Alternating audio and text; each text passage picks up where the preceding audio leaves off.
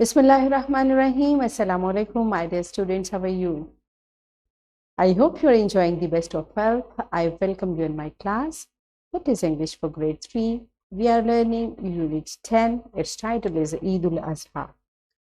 My dear fellow teachers, this lesson plan, PowerPoint presentation, and worksheet links are given. You may click it, download it, follow it as it is, or modify it for your convenience. Yes, my dear children, today under the title of writing, we are going to learn about elements of a story.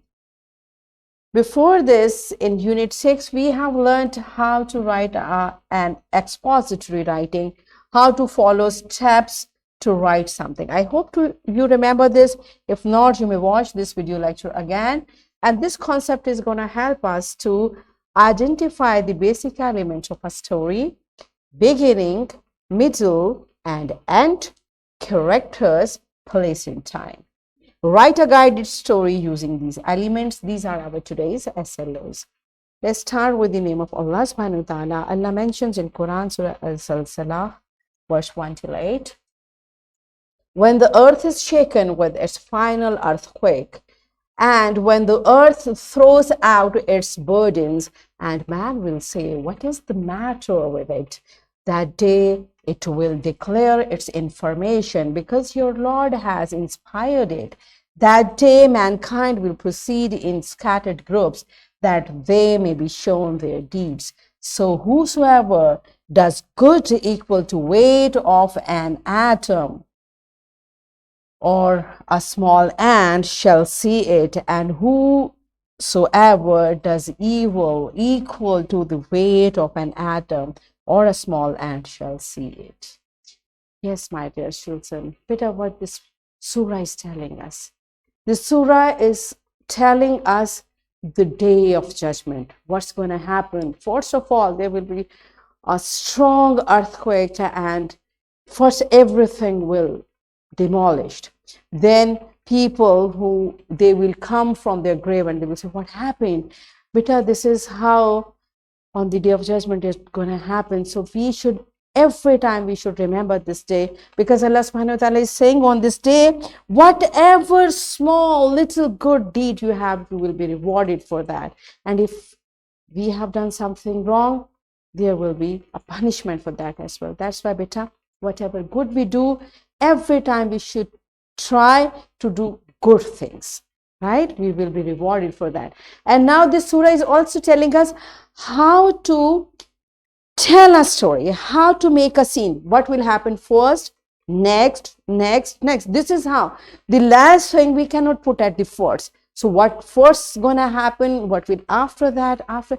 This is how a sequence we need to follow. Okay, we are going to learn today. So before that, you tell me, what do you know about characters in a story, and how does a story begin and end? We have read many stories, so how does a story begin and end? So pause the video, answer these questions to your teacher, and then come back. Yes, my dear children. So what are the characters of a story? Whatever is mentioned in the story is a character. It can be a person, or even it can be an animal, or something about which this story is. So characters are the peoples or animals in a story. It can be a real character, or it can be an imaginary character. Okay, means if it's a story of a woodcutter, that's a real character. But if it's a story of a fairy, so better we can take any character. So whatever we include in our story, that becomes a character of the story. It can be real, it can be imaginary, it can be a person, it can be an animal. All right. Okay. So what is the setting? Setting means the time and place. So where did it take place and at what time it happened? So whatever, in the morning, this happened. In the morning, a man was sleeping at his home, so it becomes the setting of the story. So we need to tell it as well. Okay, the sequence is very important. How did the story begin, what happened next, and how did it end? So first, next, and last, this is important. We mention the things in a sequence. All right. and then the problem, the struggle of the character. So this is actually the main theme of the story, what this story is all about, the message or lesson in the story. Okay, so there must be a lesson in a story. This is how we set a story, and all these things are known as elements of a story. Okay, so by taking this picture, so what is the character? There is a cartoon character in this picture, in this story, and we can make a story like this character is going to, for example, a place where there is a show, for example, and it did something, and finally it ended with a happy ending. This is how we plan a story, and this is how we write a story. Are you clear? Okay, so let's learn it further from your book, Elements of a Story. Every story has a beginning, middle, and end. So what does beginning? The beginning tells us about the characters, times, and place, right? The middle part gives us the detail about problems of the character, and the ending shows how the characters feel at the end of the story and how they changed or what they learned, right? This is how a story is set.